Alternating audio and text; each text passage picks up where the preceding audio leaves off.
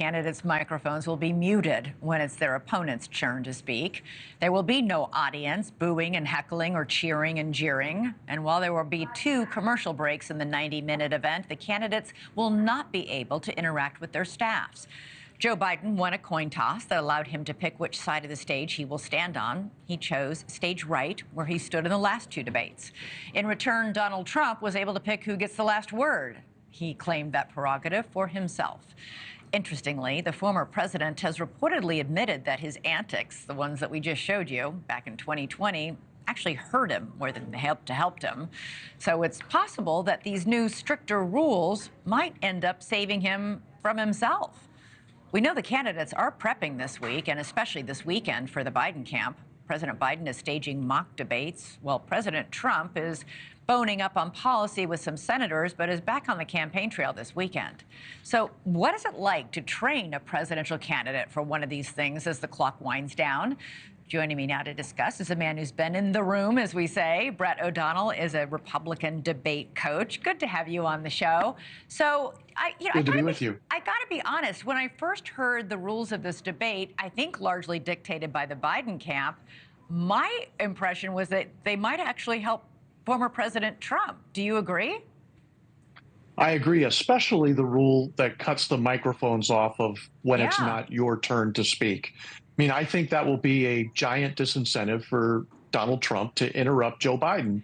And that was the major problem of debate 1. If Donald Trump debates like he did in debate 2 in the debate this Thursday, I think the Trump camp will think they've had a great night.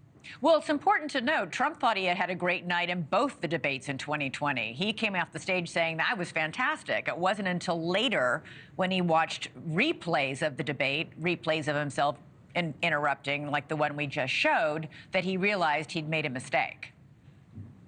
That's right. The trick of these is you have to be aggressive without being offensive. And when you're interrupting constantly, people see that as offensive. Yeah. The object of any debate is to win the message and to win the moments, but you can't win those moments at the expense of being rude or offensive. All right. Trump and his supporters have spent months calling Biden a husk of a man who can barely walk or finish a sentence. Many feel that they set the bar too low, including possibly former President Trump himself, because now he's suddenly saying in the last 24 hours that Biden's a great debater who destroyed Paul Ryan in the 2012 vice presidential debate. Did he realize that he maybe set the bar too low here? Could be. I mean, we should have high expectations for Joe Biden. He is the president of the United States. He's the incumbent. We should have high expectations for him.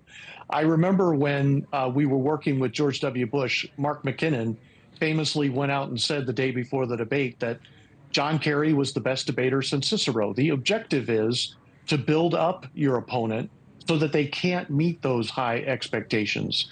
And we should have high expectations for both of these men. They have occupied the Oval Office and been president, but we should especially expect Joe Biden to be able to perform at a high level.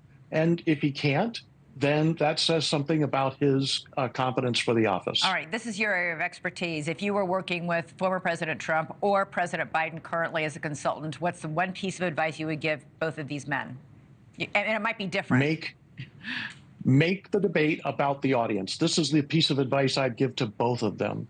The objective here is not to make it a personal debate between the two of them that the audience watches, but rather it's a messaging exercise in which you have to connect with the people, the voters at home, and give them a reason to vote for you. This is the first big thing, the first big event of the 2024 election.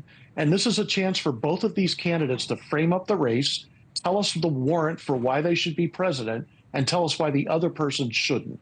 Yeah. Joe Biden has to make this a choice election. Donald Trump has to make this a referendum on Joe Biden.